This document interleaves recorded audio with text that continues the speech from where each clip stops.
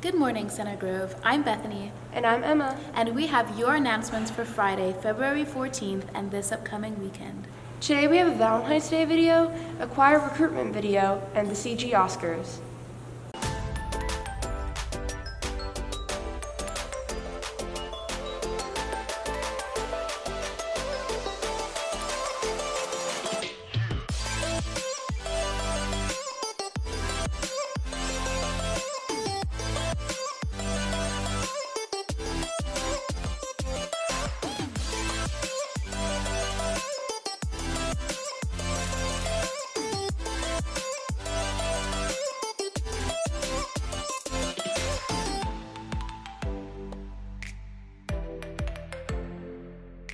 As well as today being a well-needed Friday, it is also Valentine's Day.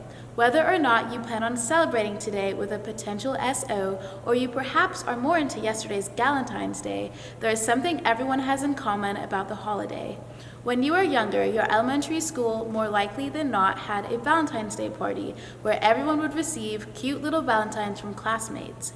Maddie Knox and Sydney Surd surprised students with these little valentines and brought up some childhood memories about the day.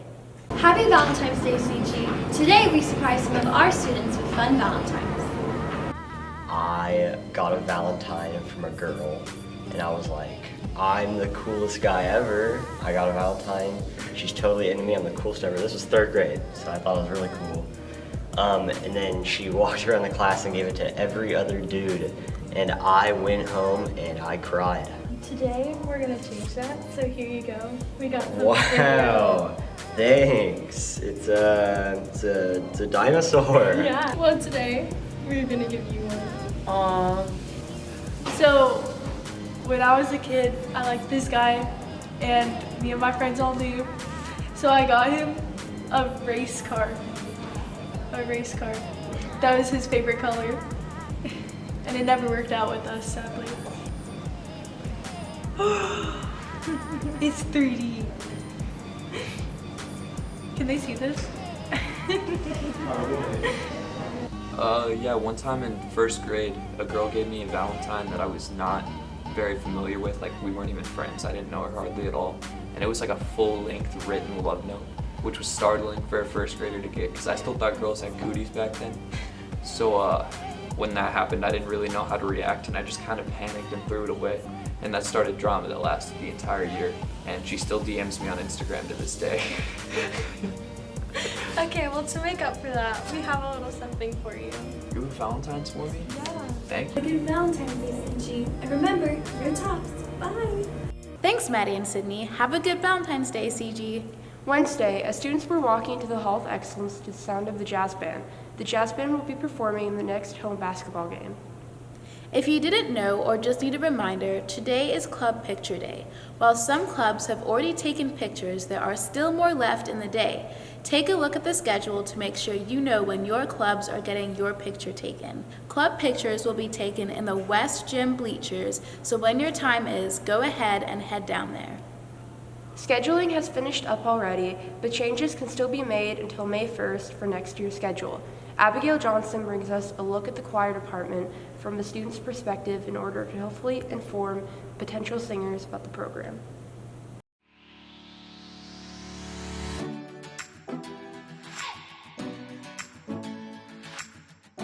We start the year off with boot camp, which is a very fun way to get into the choir program. Boot camp is really fun. I enjoy learning from the choreographers that come in, and it's just a really fun time of going to get to know the people that are in your choir. I'm involved in tennis. It's especially difficult at the beginning of the choir season because tennis season goes until about late October, around there, and so I just have to manage my time and learn in the off time that I have. Besides choir, I am a captain for the robotics team. I am the team captain for comedy sports. I am the all-student body parliamentarian for student government. I've done Business Professionals of America, the musical. I played golf for 2 years.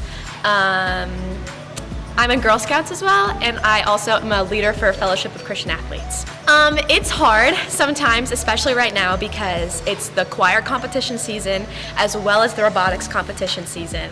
But you can make it work as long as you're communicating with both sides of the activity you're involved in, and making it very clear about when you're going to be able to split your times for both of them.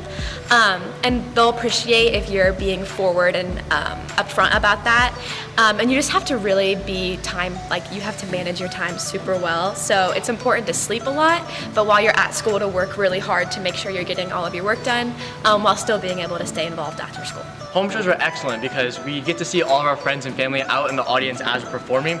So as we do shows and have annual events like Oh Holy Night that sound system gets to sing every single year, it's a lot of fun to be able to perform those and know that you are a part of a legacy. The competitions are one of my favorite parts of show choir because you're like there with your friends all day and you get to perform, and that's when the crowds are like super crazy. That's the best feeling that you can feel as a performer. It's like you just know that all of your hard work has paid off at that point, and it's such an amazing feeling. Well, each group has a set of company managers who are kind of like team captains. And then there's also section leaders and dance captains. The dance captains are responsible for knowing every one of the dances and teaching choreography to the rest of the ensemble.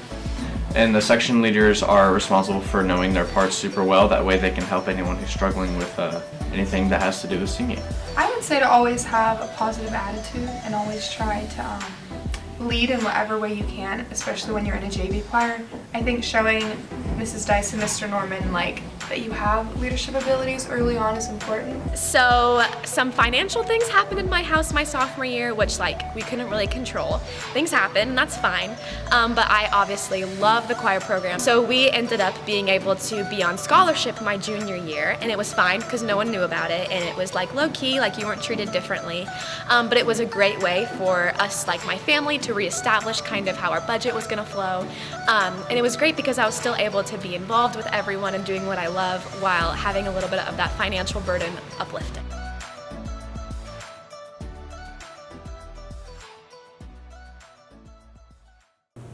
Thanks, Abigail. If you're interested in joining choir, talk to one of the directors and your counselor to get in on the schedule. As award season in Hollywood is wrapping up, it is a great time to look a little closer to home and award Center Grove's finest with the second annual CG Oscars. Let's go to this year's hosts, Nick Wilson and Olivia Oliver.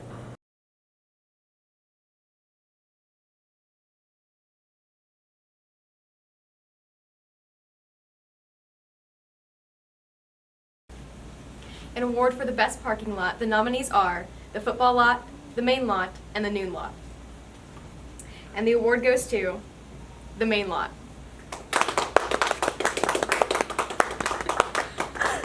The award for the best staircase, with the nominees being the Far Side Cafe stairs, the main stairs, the office stairs, and the dual business stairs. The winner is the office stairs.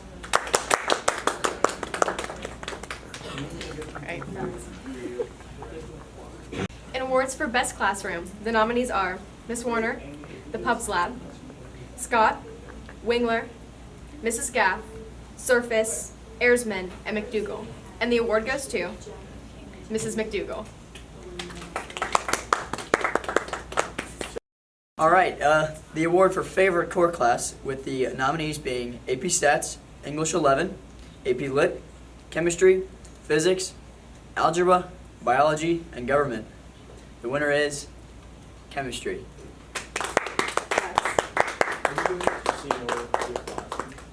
And the award for best elective, the nominees are Art, Facts, Gym, Music, Foreign Language, Engineering, Biomed, or Business.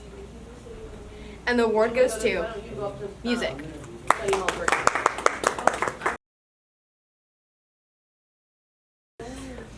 All right, and the award for best school-read book, the nominees are Book Thief, Romeo and Juliet, Endangered, and To Kill a Mockingbird. And the winner is Book Thief. While we do like to celebrate the best, we also have to acknowledge some of the worst. And so for the worst book award, the nominees are The Beast in the Garden, Into the Wild, How Reading Changed My Life, The Odyssey, and Great Expectations. And the award goes to the Odyssey.